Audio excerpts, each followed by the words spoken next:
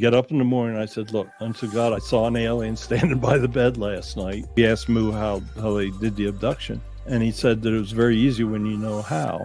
And he said, we just simply put a shapeshifter in the car to drive while she was in the ship. Their base ship is as big as the United States. They have it hidden behind Saturn right now. We've been working with aliens for a long time. There are actual places where they work with them. There's Palladians in our government. They're everywhere.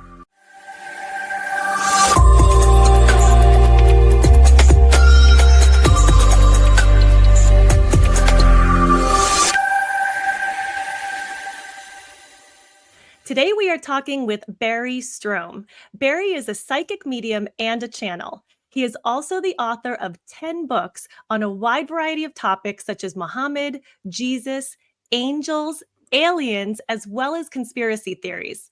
Barry also hosts a podcast, a radio show, and a YouTube channel. And with all of that, he has found time to visit with us today. So welcome, Barry. We are happy to have you here and joining with us today. Well, I'm very happy to be with you. Thank you. So, Barry, I understand that you channel quite a few different entities and you receive information from all these entities. Can you tell us how and when did this get started for you? Well, the channeling part actually started about 15 years ago. I never really even believed in ghosts till I was 60. But I had what I guess best could be described as a ghost condominium antique gallery up in Pennsylvania. And we had so many spirits, I was really, really convinced. I started like everybody else does, doing paranormal investigations and with a ghost box and trying to talk to them and prove that they're there. And then at the store, I realized that we had a portal in the basement and that we could literally go down and talk to these ghosts or speak to them or see them anytime you wanted to do it. I had an infrared camera on the portal, and we'd actually watch them coming in and out of the store, passing through the wall. And we had orbs everywhere. And I know people say they aren't ghosts, but we had orbs that were so friendly with us that I could ask them to do a loop-de-loop in front of somebody, and they would do a loop-de-loop, and you could see it on the camera. We became very friendly with all the ghosts that were there. I was introduced to some people that were doing board channeling, and I decided this looks really interesting. So they were in Salt Lake City. So they invited me to come to one of their channeling sessions one time. I went in, and they had a special board. It wasn't a Ouija. It was a circular board, letters, numbers around the outside. They had a prayer went with it and everything. And I mean, had glass on top of it. And they would actually put their fingers on a shot glass. And it would be glass on glass, and they would have lemon oil. So this thing was flying for them, going back and forth, and they were calling the letters out. So I went and I sit down for the session, and they get on the board, and the first message comes back is, "Hello, Barry, we were waiting for you." Then they proceeded to tell me about everything I was doing back in Pennsylvania, which they had absolutely no knowledge of, the people that were on the board. And I was completely blown away with this because they were speaking with spirits and they were telling me things that only I knew. So it was fairly obvious that there was a lot to this. I made a board up. They gave Connie and I lessons, and we started to try to perfect using this board. And it was difficult for us. It probably took us 2 years of work. But finally, we reached a point that we could receive messages and that we could talk to them, and that they would spell the words out for us. We got really fast at it. All of a sudden, I started to realize that when I would hit the first letter of a word, I would hear the word in my head. I was using a channeling board almost as fast as I could speak. And then the guide said, well, you don't need the board. Why don't you just speak the words when you hear them? So I started just simply speaking the words, and we didn't use the board anymore. And that's really where we are now with all our shows and things, is I can just simply sit and speak the words to the spirit and say the words. And I'll have absolutely no idea what we're doing. When I sit down and do the podcast, I don't know what subject matter will be. And I just sit there and speak. Our one show, Channeling History, we bring in historic spirits. And I have a very unique ability in that I can basically channel with any spirit you want to talk to. Now, we never do anything evil. The first command they ever gave us when we were learning was never do evil. Don't ask for it. Stay away from it. And they actually gave us a prayer of protection that we use. And we're very, very careful what we do. So we've never done any evil people like a Stalin or a Hitler or anything like that. But we've done hundreds of historic figures. We've channeled figures as far back as Socrates. We've been doing that show over 3 years now. So we've got a couple hundred different shows up on channeling history. We've done roundtable discussions with ghosts where we'll have 3 different ghosts on. We've done it with Supreme Court justices. We had Ginsburg, Scalia, and I forget who the third one was. But we'd throw one question up, and then we channel the answer from each of those 3 different judges. So we've done all kinds of things with this. It's a lot of people think it's not possible, but it is. Wow. There's a lot to unpack there. I have 1,000 questions. My first one is, what is your understanding of a ghost or a spirit? Meaning, let me articulate that. What is their life on that side? Have you ever seen that movie, The Others, where they're both living in the same house, but they don't necessarily, not all of them can see the other people? Like, what's your understanding of their life? Well, it's fairly complex. Yeah. There's multiple dimensions. What we refer to as heaven is all around us. It's just simply another dimension. Now, when you pass, your body dies, your soul energy immediately leaves. Now, it might be that it's a sudden death. It catches the spirit off guard. They don't want to leave. Maybe they have loved ones on earth they don't want to leave. Or in the case of the Civil War soldiers on the battlefield of Gettysburg, I've actually channeled with the soldiers that fought there. I've asked them, I said, why don't you guys move on? And they said, because the damn Yankees are still here. So, and then he tells me, you better duck behind this tree. They're still shooting at us. So they're in this other dimension. We've channeled Civil War colonel one night that didn't know he had died. He was in the channel of the unknowing dead. We were sitting at a table on the battlefield. It was 4th of July. It was off the field. We were at a friend's house, and we were flying a Confederate flag because we were on the Confederate retreat route, and we wanted to try to speak with Confederates. So this guy comes in, and the first thing he says is, what is this manner of dress? I don't understand.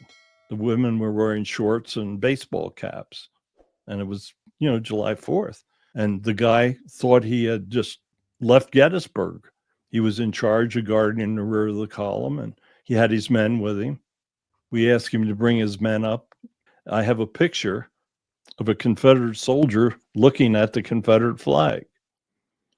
And all of his men, they didn't know they were dead either. So it's these different dimensions. So some of them don't move on. You're going to be judged for how you lived your life. Many of the spirits are afraid how they're going to be judged, so they may remain in place. We had an oil painting in the store where the spirit had an incredibly strong attachment, and he didn't leave his picture. And whenever anybody with psychic ability would come by, he would stop them and tell them that he did not like the music that we played in the store.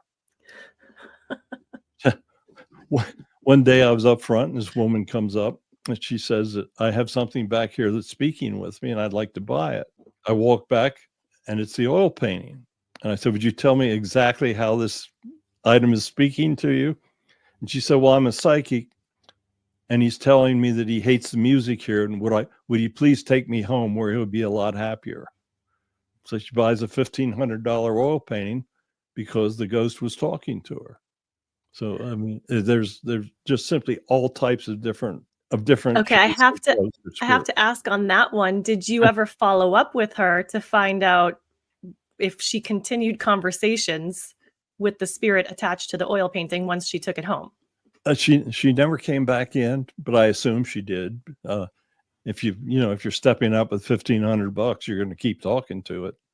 So you already paid the admission. A I think $1,500 most fine. people, most people would run for the hills if they Right. felt like a painting was haunted, but this woman wanted to take it home with her. Yeah. I mean, we had another bizarre story.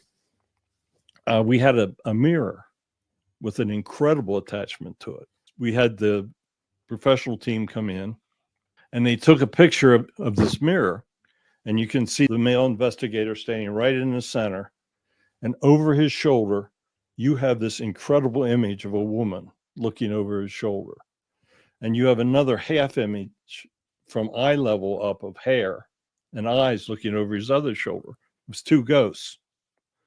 But this image was so strong, we thought it was one of the team members. I mean, it's one of the best ghost pictures we've ever had. She was attached to the mirror. Well, we sold the mirror. And the guy lived down in West Virginia that bought it. Comes in the store about 6 months later. I said, how's the mirror working for you? He says, great, but I've had some really bad luck. I said, what happened? He said, my house burned down. Oh, shit. You know what's coming now? I sell the guy a haunted mirror and his house burns down. This is not going to be a good story. You're like, you did sign the liability form before you left. So anyway, he says the house catches fire and the police come. They think they put the fire out and they leave and it reignites and burns the house down. He said, but you know what? When the police came the first time, they carried the mirror out of the house. They said that a woman had said, would you please carry me out? The house is on fire. So they did her a favor. They picked the mirror up and took it outside where it was safe. And that was the only thing that survived the house fire. And that ghost had formed to tell the fireman, please take me out of the house. Wow. That's Yeah. incredible. Holy moly. That is a great Wow. story. I got so involved with the battlefield that my first book was called Haunting and History of the Battle of Gettysburg. And I put 220 of these ghost pictures I took in that first book. That's really how I got started writing books, was with the photography side of it. But no, Wow. I had incredible things happen over there. Life is so much more complex. One thing I'm always telling anybody is the more that I learn, the more I realize how little I know. Well said. I mean, it's every day I learn something. Switching gears, what can you tell us about out-of-body experiences? You always have free will on both sides, in your incarnate lives and in your spirit life once your soul goes over. So when a soul decides that it's going to come back, you will have a life plan. The guides will give you the lessons that you need to learn, and you will actually lay this life plan out. That's why people are soulmates. Two souls will come back together, and in your life plan, they had to jump through loops for Connie and I to meet each other. But we'll have our 60th anniversary in December. But they jumped through loops to put this thing together that we would meet. You have this complex life plan. In most life plans, you have multiple exit points of death, where something could happen. They may intervene and so that it doesn't happen, but you have multiple choice points. So in most NDEs, that body is at an exit point. So what it does, the soul passes. As soon as the heart stops, the soul comes out and it will go to the other side. It has a choice. It hasn't totally entered, but it'll be told. Often they'll give you a look at the future. If it's a choice point, then they'll give the soul the chance to come back and return. Now, anybody that says an NDE, they've only made one choice. They've decided to return. So many souls are given the choice.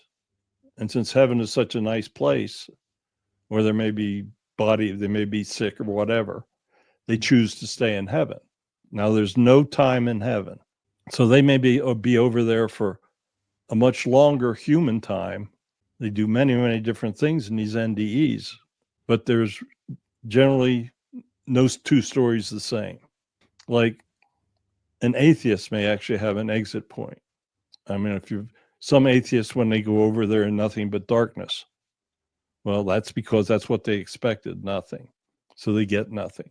But it was they had the choice to come back, and perhaps they were given the choice that they could live a better life by going back and fulfilling their life plan, because they were told, you have not fulfilled your life plan, you're wasting it. So they make the choice to go back. So that's why you'll see atheists or agnostics have NDEs. It may be that a person is helping many others and doing great things. They may be encouraged to come back and to keep doing that. And there may be miracles. I mean, you may be at a final exit point, and because you're doing really good things and God wants you to do more things, they'll send you back and perform a miracle. I mean, I've had a complete medical miracle performed on me. He healed a heart attack. That's why at 82 years old, I'm sitting there trying to tell people about the afterlife. It's just, as I say, the more you learn, the more you realize how little you know. So what is the purpose of religion on earth, as you're speaking of atheists, agnostics, and being, you grew up religious yourself, in all of this that we're talking about?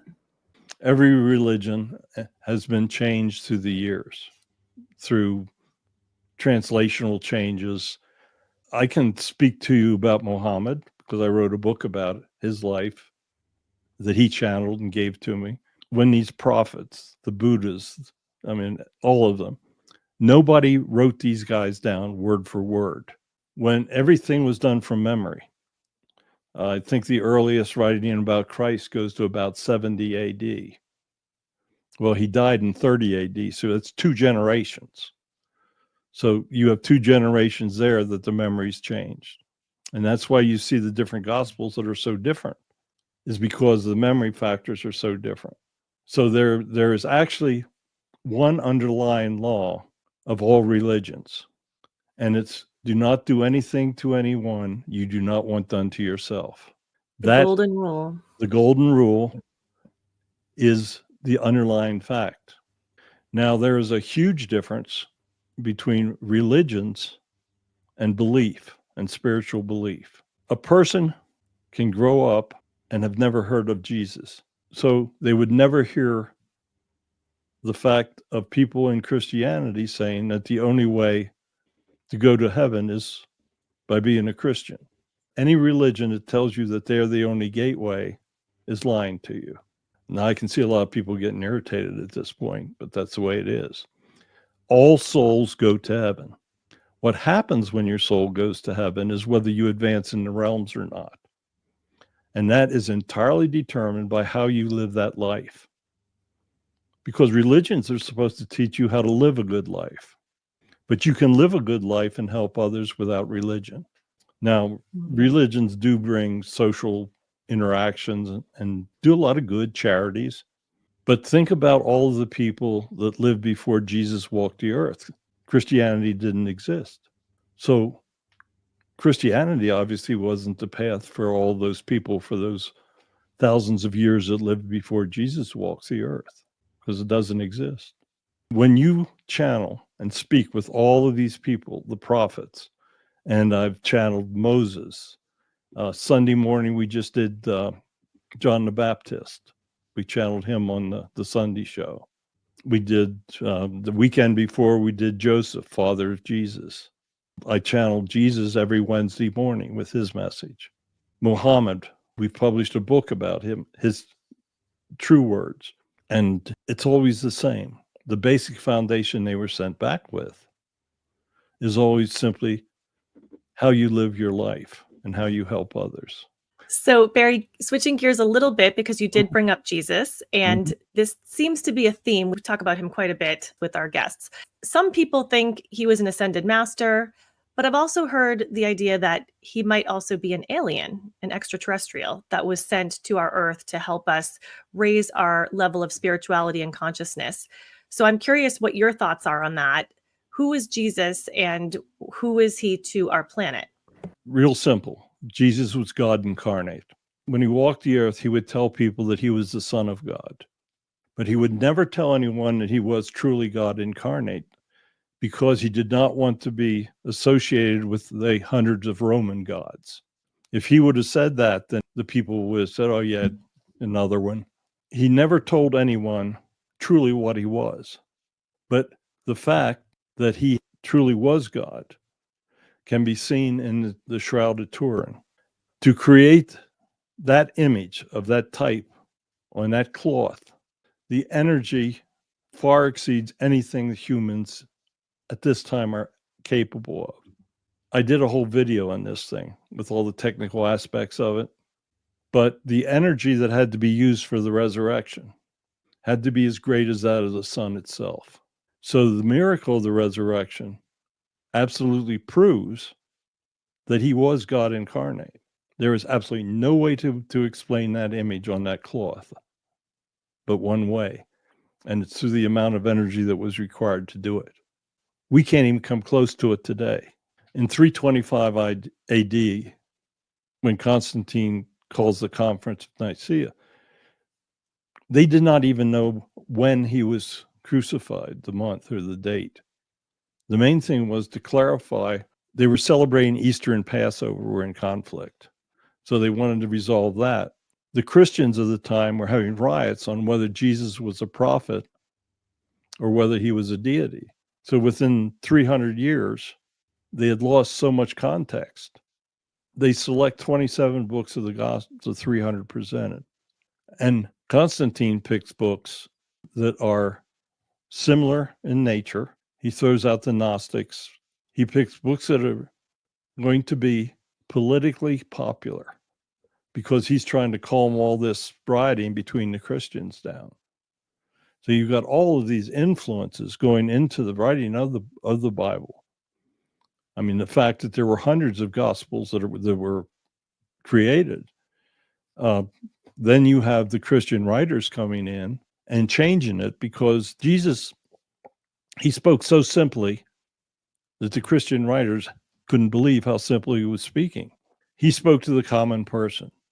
They were not educated. They were carpenters. So he had to speak simply. But then you take the modern writings and the Gospels that are accepted now, you're seeing all this complexity that scholars still can't explain. And that's because of the different people that rewrote the words of the different Gospels through the years. The popes of the church, the Catholic Church controls it for 1,500 years. And Rome changes things because they were very politically powerful. The Gospels change. The truth is still the utter simplicity. From the time Jesus was crucified in 30 AD, they start to try to put the Gospels together in 325 AD. That's basically 300 years have elapsed. That is longer than the United States has been in existence. Add to that there are Gospels that are purposefully omitted from the Bible now, so that we're led astray compared to the information that we should be given. Yeah, and so many of them were destroyed. I mean, many of the great books that were just simply destroyed through the years. When Jesus was crucified, he had his followers and his disciples, but he still wasn't highly regarded as an individual whose words you'd want to keep other than within that small circle. For them to write those words down, the Romans would kill them. So much of it was just kept in through memory, and the stories were passed on because they were actually afraid to write some of this down. That's why you see it's 2 generations before you see the first actual writings start to appear. Religion is very common sense when you break it down to the basics. God sends Mohammad back around 600 AD because Christianity isn't being adopted by the people of the Middle East. They're tribal. They can't break down the tribal structures. They're still using multiple gods.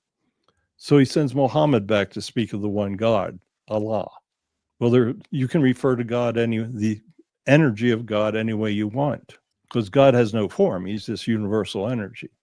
But when you look at all of the guys that are sent back, they're basically sent back to bring structure and service to a single God, whatever name. It doesn't matter how you refer to God, or it shouldn't. Well, this is fascinating, and I could talk for days about this stuff with you because you're full of information. But I want to switch gears because there's a topic that is near and dear to both Tracy and I's hearts that you speak about, which is aliens. Oh, yeah. And from what I understand, you have actually had your own experience meeting an alien in person in the flesh. And I would love to hear about that. Okay. I probably should fill a little background in for you on this before we get to the story. I can channel aliens because they have the exact same soul energy as humans. Now, human soul energies have been around since creation. They haven't just been created. Energy cannot be created nor destroyed. That is truth. So where do you think your human souls were before humans walked the earth? Good point. On Somewhere. other civilized planets. So we've all been aliens. It's just a matter of when in your prior lives you were an alien. Because humans have only been here for 250,000 years. And other planets have been around for billions. That's how your souls learned lessons to progress in the realms, by living on other planets. So I can channel an alien because it has the exact same soul energy as you or I do. So that's the background. So I was writing my conspiracy book, and one of them was, do aliens exist? And the guides told me, well, this is so complex that we're going to have to let you speak to one yourself. I went, okay. So the next challenge session we did, they introduced us to an alien spirit. His name was Mu, because he spoke a language that none of us had ever heard, could understand, or even try to pronounce. So he said, just call me Mu. He said, I'll be with you for 2 to 3 years. They want you to write a couple books about the information I give you, and then I'm going to leave once I give you the information. So I wrote 2 books about aliens based on channeling Mu. So anyway, I'm in the process of writing these books, and I know they wanted to know whether I was really trusting and whether I had fear or anything. So we were sleeping in our apartment in Pennsylvania, and I woke up in the middle of the night, and I looked over and I saw this big form standing, and we had night lights and stuff. So I look over, and here's this huge form standing about 7 foot, and I thought I was dreaming. Cleared my head, and I looked again. It had a short reptilian nose, and it had teeth inside.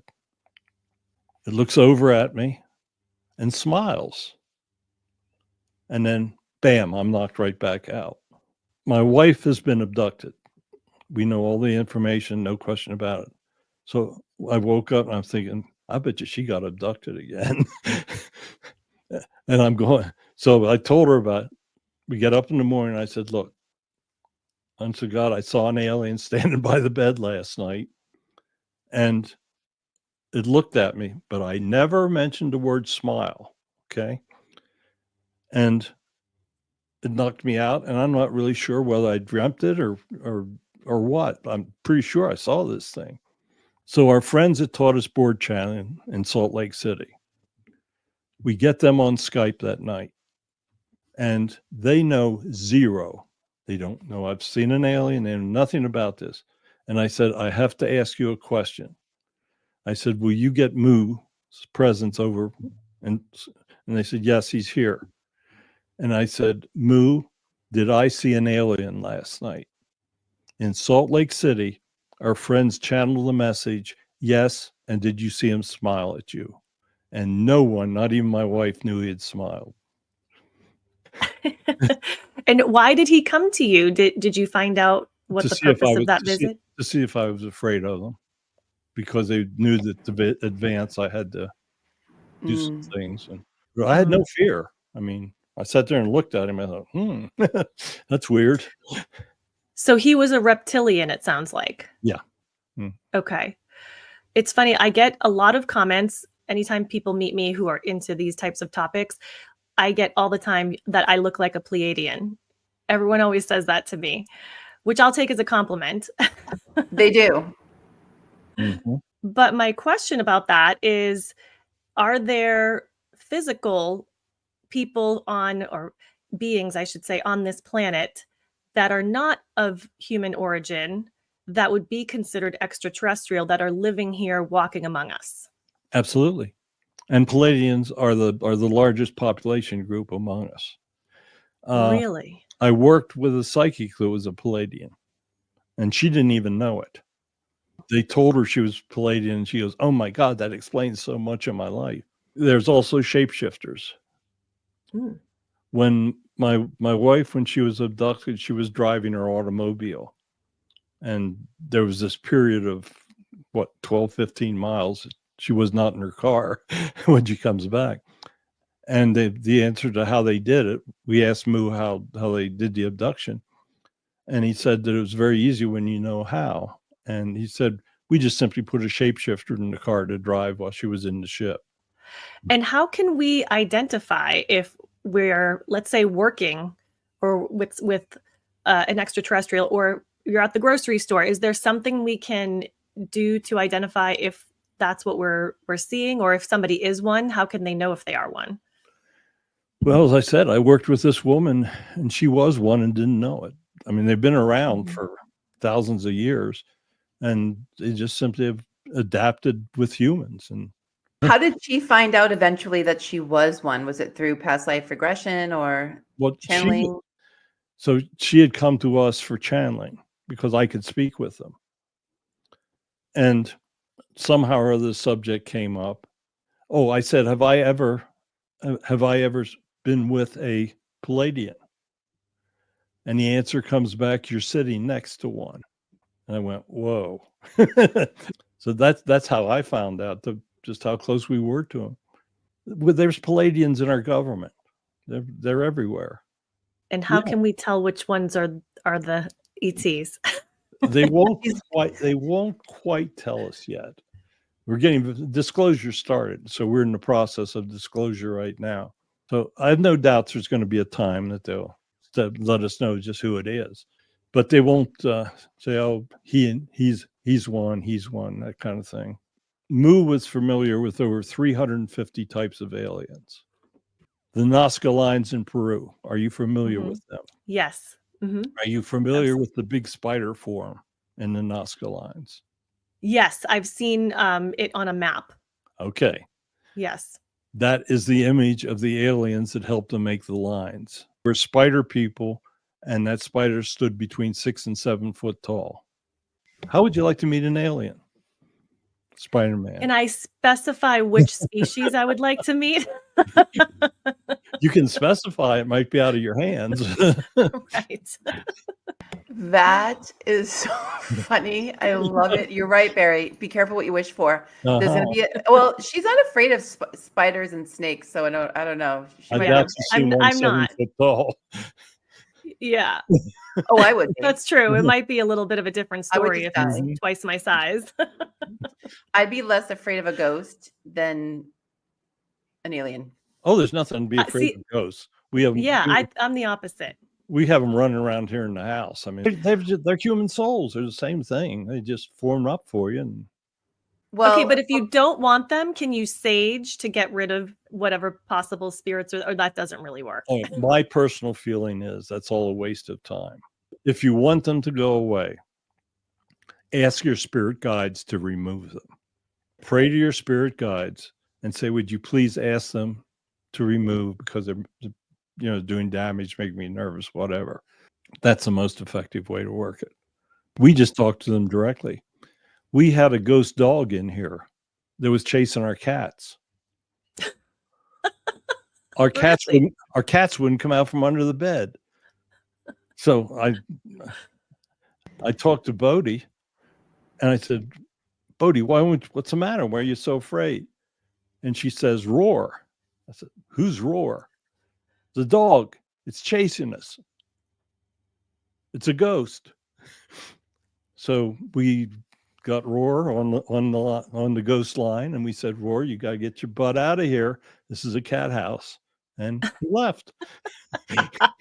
Go to the neighbors next door. Yeah. There may be cats somewhere else. They're dog people. Yeah. Yeah. Go bug a dog person. Go haunt a dog person's house. Yeah. Okay. So what planet do all of these aliens come from? There must be like hundreds, you know? I mean, how do you keep track of them all? There's hundreds, and if there's 300 types, there's over 300 planets in our galaxy alone. I'm just talking about our galaxy. Right. But there's well over 300 planets. It's a whole community. There's a government that controls them, and they don't mean us harm. If they meant us harm, we'd be gone. They got incredible. Is that the weapons. Galactic Federation, by the way? It's one way to refer to it. Yeah. Okay. Yeah. Mm-hmm. Okay, so do you happen to know which species the humans come from? Humans are a separate species, just the same as reptilian. There are multiple types of reptilians. That's a bad example. Just the same as Palladians are a separate species. But only the human species only exists on this planet. But where did we originated from a different species, or did they just? No, we got started from scratch, messed a few things up, but I guess he got a couple things right. They broke the mold. Yes. From him trying to get things straight here, he's probably very happy he broke it. If you were to get a time down for disclosure, what do you think? I know we're starting it, but full disclosure. It depends how fast the average public comes around. They tested it back with that War of the Worlds show, and they had people jumping off buildings. But with social media, we're so much more familiar with it. If I had to pick, 10 years. Really? Still? Yeah. Yeah, that's. They just don't believe when they see things. It's hard. I mean, it is a lot. I mean, if a gray alien came right down into my yard right now, it would scare the poop out of me. I'm sure. But yeah. Even though I'm there and I'm believing that things happened, and it would still be scary to me. I'm like Tara, who would invite him in for some tea. It'll take place like the Palladians will come forward first. The shapeshifters, you'll see them evolve into other shapes. But you'll see it'll be a very gradual thing because so many people just absolutely refuse to believe anything. I mean, if you don't believe in God, how are you going to believe in an alien? True, but I don't see how anything will really change until that information is truly out there and we just go for it and just let everyone know, because I think there's always going to be people who don't believe. I don't think it's going to change anytime soon. Okay, but here's a real problem. There are many evangelical Christians that will tell you that aliens are demonic. Now, how do you think the presence of a real alien is going to handle this whole huge group of Christianity? Yeah, but I just don't think that those people are ever going to change their mind. So we have to move forward with the progression of our species, regardless of those people that are just stuck in the old mindset. Sadly, it's money. I mean, it comes down to money. I mean, the most influential, like the Vatican, is one of the most wealthiest churches ever in the history of ever. Absolutely. And what do you think that would do to them? I mean, the Catholicism, it's just, it's money, honestly. Like it would it would destroy lives, but it would pretty much bring down a very large part of the world who have taken a lot of money for these religions. Yeah, well, we've been working with aliens for a long time. There are actual places where they work with them. They'll be bringing people out with life plans that are more adaptive to learning about aliens. I mean, you guys are more adapted to accepting aliens than anybody that came in my generation. So that's how progress has got to be made. It's going to be through updating the different life plans, and the generations will change, and people will learn that they help. I mean, we have so many things to thank them for. MRI machines, aliens gave us that. They worked with Dr. Salk for the polio vaccine. We channeled with Salk, and he admitted he worked with some really bright aliens that helped lead him to it. Salk never made any money off of that. He just put it out for mankind. That's because he was given this divine help with aliens to help show him the way. Hopefully it's like the 100th monkey experiment, where as our consciousness grows, even those who don't understand why they have a different belief system, they just adopt it because it's in the ether and it's something that they're just exposed to. Yeah, well, there's going to be a time they look up and they go, oh, yeah, that's real. Because there's this big ship over top of you. Their base ship is as big as the United States. They have it hidden behind Saturn right now. No, we are in rapid technological change. There's no question. I do believe in reincarnation. I do believe that we come back. However, as we continue to grow as a species on this planet, do souls like split off? I mean, we have all these different lives. Like, where do these souls go? Like, why, if we started off with Adam and Eve and now we have billions, those two souls are now like, how does that work? Well, first of all, you didn't start out with Adam and Eve. It was an evolutionary process. God actually tried on 3 different occurrences to seed life on this planet. The one that failed before he tries humans was water creatures. And that is why you have mammals that are water creatures, because he tried to seed life on the planet by creating mammals in the water. And he realized that they weren't going to do it. So then he creates apes, that type of thing. He realizes that apes aren't going to have the capacity to advance to where humans have to go, because humans must learn to travel the stars, or if they're to exist in the long run, because there's going to be a time that this planet's not going to support life, and they'll have to reestablish. But then he decides that apes won't do it, so he creates what has been referred to as the missing link. But he kept advancing. The water mammals wouldn't work. The ape mammals wouldn't work. So now he puts the so-called missing link in, and he creates a humanoid that is able to advance and grow and learn. And you go through the Neanderthals and all the different types of human growth. But he didn't want to just snap his fingers and do this. He wanted humans to learn. He felt that if they had all this evolutionary history, the odds of them being able to exist in the long run would be much better. So that is how everything has come about as we're sitting here today. We're sitting here because of human evolution. Okay, so what is your understanding of karma and how does that work? Karma is incredibly real. Karma is what you create. It's the yin and the yang. If you do something bad, then you have created a bad karma that has to be off-weighed in the future. Now, karmas can go over many future lifetimes, because a truly evil person is going to hurt many people, and they will have to make that up to those souls. So they will have to live future lives. The one that he speaks about the most about karma are the people that he has blessed with great wealth and do not use it to help others. The karma that they create is that their future lives will be ones of poverty, so that they can truly understand what it is like to have nothing. So God blesses many people with great wealth, but he expects you to use it to help others. If you don't, you create a karma, and your future life plans, the lessons that you will learn in those future life plans will be the karma that you create in this one.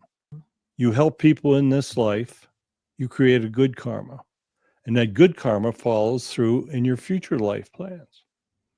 So maybe in a future life plan, because of the good karma, you're blessed with great wealth as a test to see if you truly learned your lesson of helping others.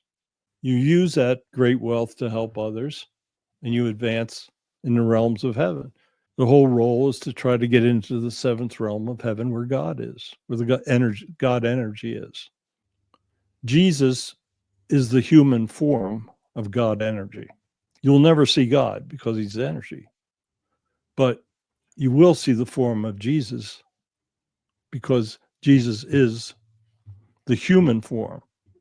Now, when God's on another planet, Jesus does not exist, because on those other planets, the God form is whatever form is on that planet. So by that account, conversely, would challenges that you face in this life be the result of karma from a prior life, possibly? Quite possibly, yes. Your prior life is totally affected by your lives that go before. Every moment of your life, you're creating karma, good or bad. People that live a good life create good karma. You lead a bad life, you don't believe in God.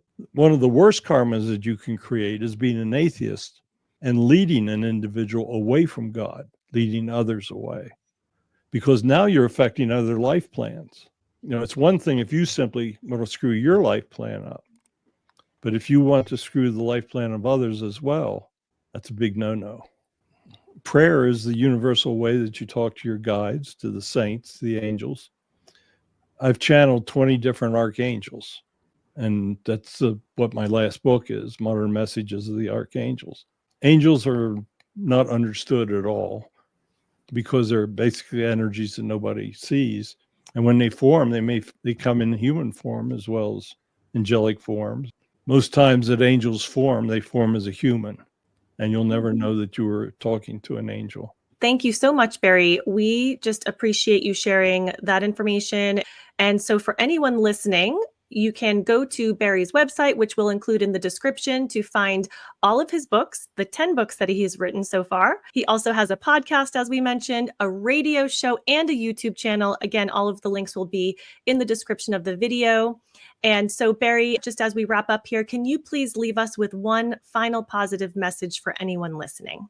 Why don't I channel a message from a very, very important spirit for you? I hope that all of you that have listened today have learned that truly God exists. You must know that if you follow his simple commands of not doing anything to anyone that you do not want done to yourself, that you will truly bring the light of God upon you, and that when you return to my heaven, that you will truly understand the glory that your soul can truly engage in. Just simply do good to others, love God, and help lead others to me. So I am blessing all of you that are listening to this message. And I want to thank all of you for opening your hearts and believing the words that you hear. Goodbye. Thank you so much for being our guest today. We really appreciate your time and sharing your gift with us. So thank you. We appreciate you. Thank you. Thank you. I appreciate you having me.